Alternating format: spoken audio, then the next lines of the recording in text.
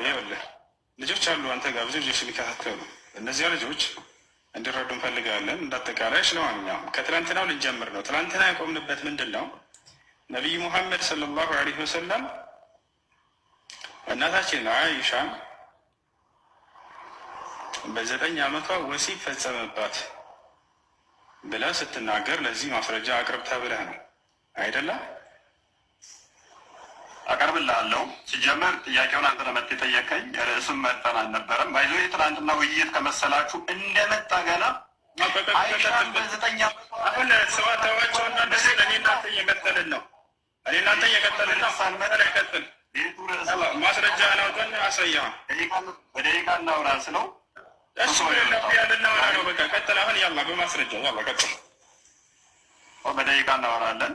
ደቂቃ ያዛ ለዚህ ማስረጃ ነው የተጠየቀው። ደስ ያለ አንድ ደቂቃ ተጠቅመህ አንተ ማስረጃውን አሳይ። ያላ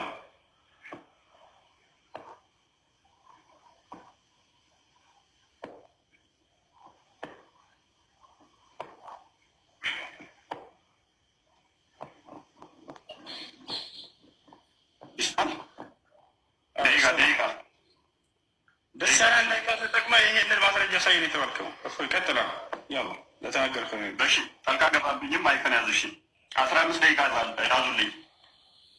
ከ13 ነው 15 ደቂቃ ፈልጋለሁ። ኦኬ ይኸውልህ ስርዓት ይዘህ ታወራለህ። ለተጠየቀው ቆይ አንዴ ላነሳኸው ደቂቃ ፈልጋለሁ። አልፈልግም እኮ ላነሳኸው ሀሳብ ልጅነት ወሲብ እንደሚያደርግ ፕሊዝ አይደል አያት ተፈረደ ነብይ ወሲብ እንደሚያደርግ ህፃን ልጅ እያለ ነው።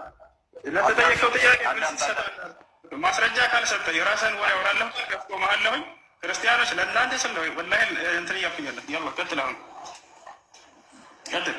አሁን የማዳመጥ ችሎታ የማዳመጥ ነገር ግን ይኸውልህ እንደ ትልቅ ሰው አውራ። ከርዕስ እንዳትወጣ። ነቢዩ ሙሐመድ ሰለላሁ ዐለይሂ ወሰለም በ9 ዓመቷ ወሲብ ፈጽሙባታል ብለህ ተናግረሃል። ለዚህ ማስረጃ ሰጥ። ያላ ቀጥል። አብሽር። አሁን ልብ በሉ። እሱም ብቻ ሳልሆን ማሳየው ነብዩ ምን አይነት ሰው እንደሆነ የ1 ዓመት እንኳን ወሲብ የ1 ዓመት ህጻን ልጅ ስርዓት ታሪክ አሰጠኝ። ማስረጃ ሳይሄድ የተባልከው ለመሄድ ከሆነ አያወጣም። አንተ ወንድ ልጅ ከሆነ ለዚህ ማስረጃ አሳያለሁ። ጥያቄና መልስ አለኝ ብለህ እየተናገርክ እኮ ከዚህ ጀምር። አንተ አይደለም ምልክት እንደሚጀምር ብንነግረኝ ውይይቱ ላይ የፈለግኩትን አነሳለሁ። ነብይ ህፃናትን ወሲብ እንደሚመኝ እንደሚያደርግ ልትወያይ ነው አይደል የመጣኸው? ያ አይሻ ምን አይነት እንደሆነች ልትወያይ እስከሆነ ድረስ ራሳችን ምንድን ነው 15 ደቂቃ ሰጥተኛ አይደል? ምን የምትፈልገው ደቂቃ ሰጥተኛ። እሺ ራሱ ምንድን ነው? ራሱን ንገራቸውና በዚያ መሰረት አድርገህ ታወራለህ። ደቂቃ ሰጥተኝ ድረስ አዳምጣ። 15 ደቂቃ ሰጥተኛ አዳምጣ። እሺ ራሱ ምንድን ነው? ነብይ ህፃናቱን ወሲብ እንደሚያደርግ እንደሚመኝ እንደሱ ተስማምተናል። እናንተ ንገራቸው። ተስማማ አልተስማማ አንተ ቤት አስበህ መጣው ብቻ አይደለም። በግስባት ክርስቲያኖች እየሰማችሁ የ9 ዓመት ነው አይደል? የ9 ዓመት ነው አንተ የምታስበው። የ1 ዓመት ልጅ ህፃናት ያሳየህ እኮ ነው።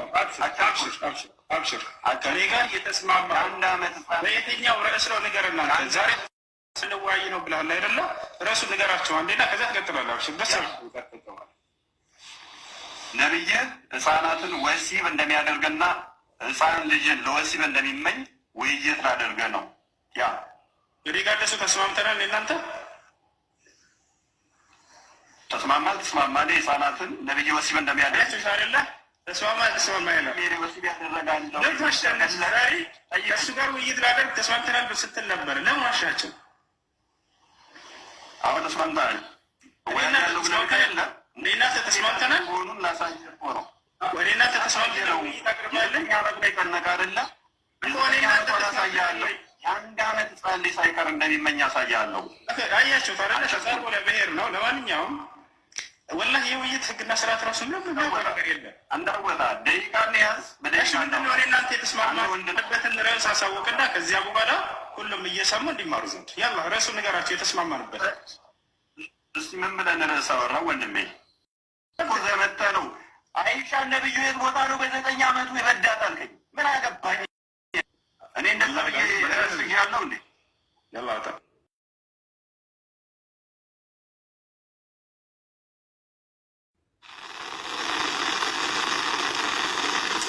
በቃ ይሄ ተናግሮ ለመሄድ ነው። አሁን ምን ይላል እዚህ? አስወጣኝ ይላል። ነገር ግን ሰምታችሁታል። አይሻን እንዲህ ያደረገ ብሎ ተናግሯል። ቃሉን አልደግመውም።